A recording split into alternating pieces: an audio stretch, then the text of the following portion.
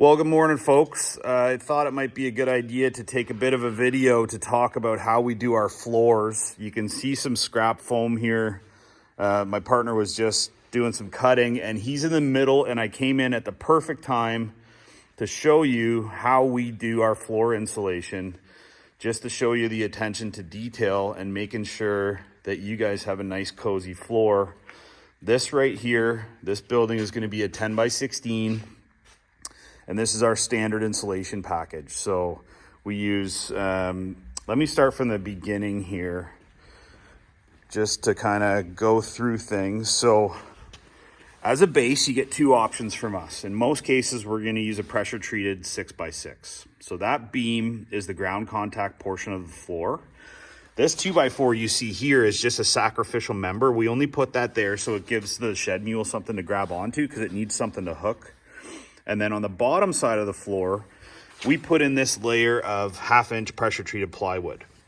So that does a couple of things for us. One is it gives us something to put the insulation on top of, but more importantly, it helps keep the critters out of the bottom of this floor system. So mice, skunks, porcupines, whatever, they're far less likely to chew through a layer of PT plywood. And we use pressure treated because it's moisture resistant and everything else. Now, moisture is a concern for us, of course, and one of the reasons we use rigid foam rather than batting in the floor is it also acts as a vapor barrier. So we're very careful to make sure that this floor is put together in such a way that it is moisture resistant. Now, this one's R10, so that gives you, this is R10 foam here, so it's like 1.5 inches or 2 inches of polystyrene. Now, you'll notice too that we spray foam all the edges, so Malin was just going through and making sure all those air gaps are tight around every single edge where we have one of the joists. We've got spray foam in there. So I know I had some comments from a couple of people on one of our YouTube videos about making sure that we were doing as much thermal bridging reduction as possible. That's why we have this additional layer around the edge of the floor, which allows for this to be, it's not a conditioned space necessarily, but it sort of is, because if you have heat inside this building, it's going to get through that subfloor. And in this case, this is a 16-inch center floor, and then we put 5/8 plywood, tongue and groove plywood on top of that. So it's really sort of well thought out and comprehensive.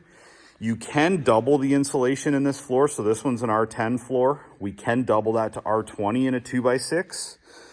They actually stand off the foam off the ground with some spacers underneath it to have the foam up as close as possible. But you can do 2 layers of this and get R20 in this floor. So this floor, the way you see it, man, I'm yammering, I'm running out of breath here. The floor, the way you see this is a standard floor package if you order the Taiga package, which includes the underfloor, the rigid foam, all the spray foam sealing around it, the extra layer around the edges for thermal bridging.